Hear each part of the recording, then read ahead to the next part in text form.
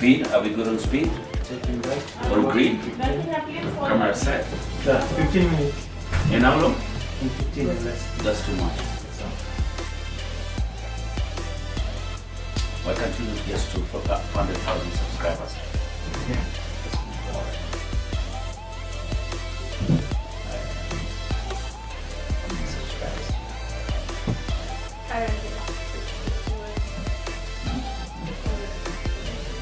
Long. Yeah, this amazing story. Everybody was asking, what is Wendy's story? Definitely, I'm saying that she should be the ambassador of sanitizing because you are a two-time corona positive survivor. Unfortunately, So what happened? so I had gone for a photo shoot. All right.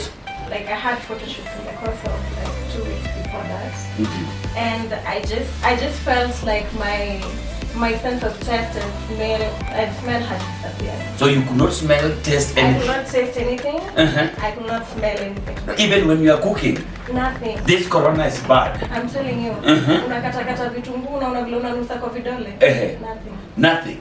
Zero. So what happened?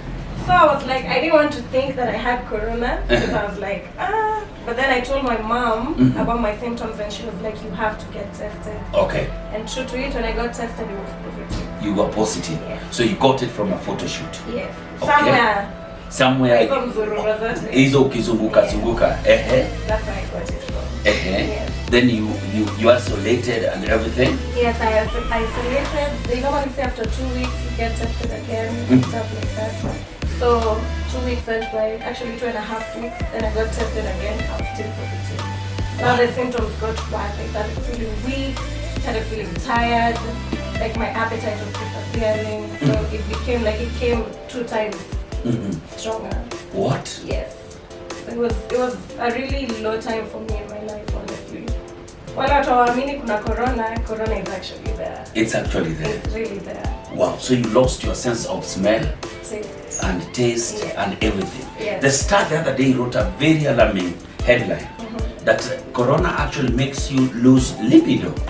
And from that time I decided mask all the time and sanitizing because I'd rather lose the sense of touch and smell and sanitizing. Stop smiling. The Star, you said very alarming, very alarming headline. It's not good. But if you have not been masking up, if you've not been sanitizing, today we have somebody. Diplomacy in school. So she's a peace giver, she's a peace carer, and she's just an all-round happy person. Yeah. And also a content creator. Yes. How did you get yourself into the space of creating content? Actually, how I got into YouTube, I got into YouTube through a friend of mine. So she was the one who had the idea of doing YouTube because we had both just given birth. And she was like, why don't we do a channel about young moms? So I was like, I'm not really someone who likes being out there, which is very funny because I'm a model. So it contradicts the story. But she was like, why don't we do a YouTube channel to inspire, maybe there are other people going through motherhood and they're young and they don't know how to go about it. So I was like, okay, it sounds like a good idea. So that's how I got into the YouTube space. Yes. And you started creating vlogs for your child? Yes. With your friend? Yes, with my friend. Then down the line, people have different paths in life. So we were staying in the same area, so she moved out. So doing videos together became a hassle. Then I started working, she also started her school, so we ended up just creating videos. Yeah. And now you've gone ahead and just taken the space and you are moving on with it. Yeah, so I just decided to start my own channel. Because now people are asking me like, why don't you come back into the YouTube space? We miss you, you know? So I was like, let me just start my own channel. Where were you getting all this time and you were working? I actually started working in 2019, in August. That's when I started working. So while I was working, when I get free time, then I do videos because now the job I was doing, the timings are very different. Like you'll get yourself going to work at 3 a.m. Actually, I wanted to join KQ right after I finished high school, but I couldn't do that because I was still too young. To which countries? Were you doing international or just local flights? Now when we're going to do international flight is when now job ikakatika. So you never... But I went to South Africa and I went to Cameroon. Yeah, those are the places that you were going when you're sleeping over and layover.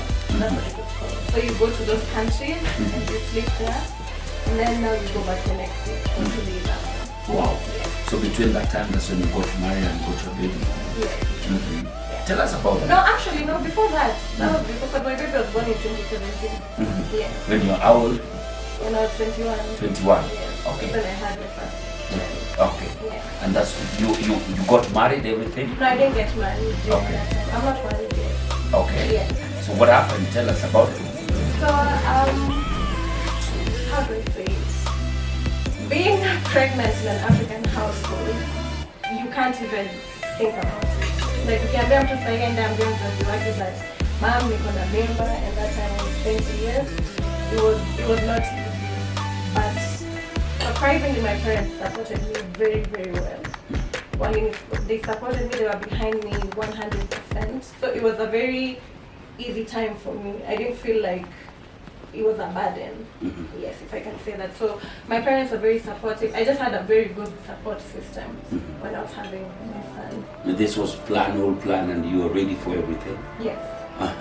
Now let me ask you, as you celebrating the day of the African child. Yes. Now let's take it now back to the girl child maybe, and to young mothers out there who are looking for support of their parents and all.